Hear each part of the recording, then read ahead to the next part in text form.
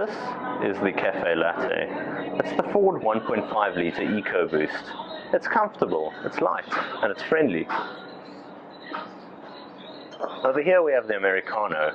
It's got a bit more caffeine in it. It's a bit stronger. It's the Ford Focus ST.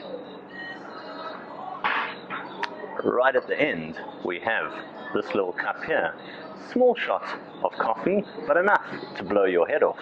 It's the Focus RS.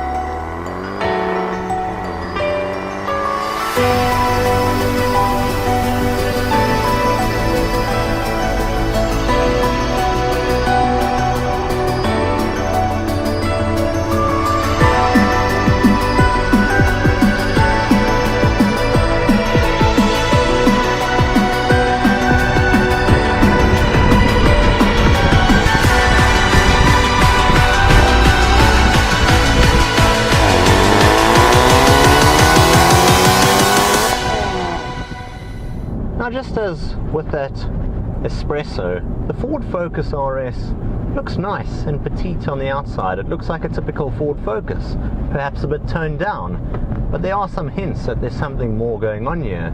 You got that big wing at the back that says RS. You got the crossed grille in the front with the RS badges, as well as these lovely 20-inch multi-spoked alloys with the Brembo brake calipers.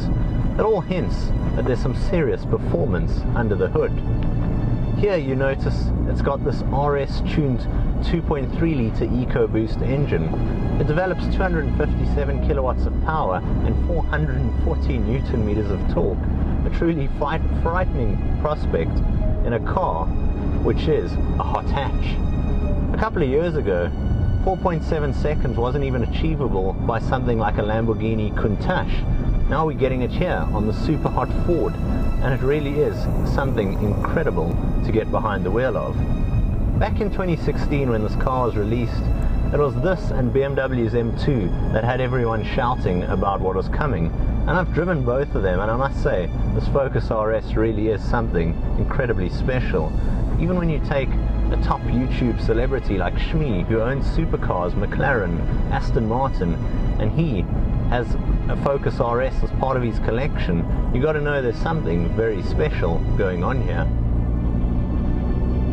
Now when you drive along in the Focus RS, it can remain fairly quiet and comfortable and civilized. Yes, the gearbox is a bit heavy and it feels like quite solid and planted on the road, but you can drive it along in normal drive mode. Or you can toggle through these switches here and put into what's called sport mode. This opens up a little flap in the exhaust. You get lovely cracks and bursts from the engine, and you really get the maximum performance delivered.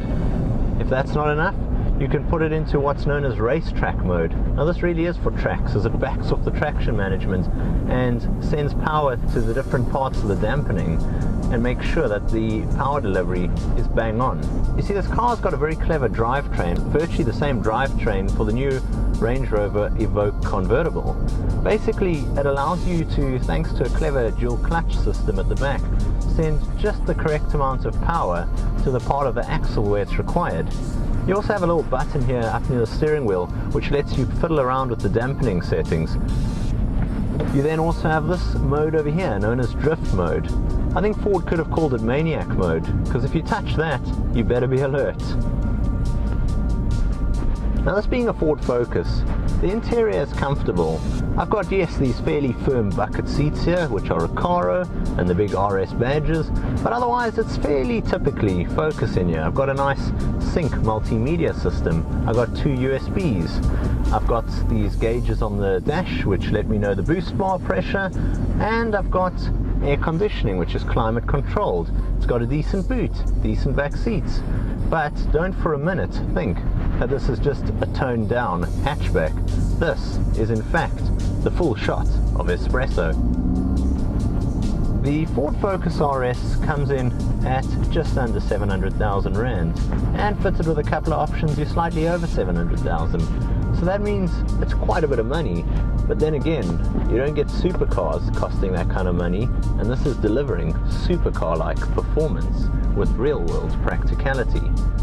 Focus RS really is something incredibly special. From me, Jason of Technobok, until next time, I'll see you guys soon. Cheers for now. Technobok.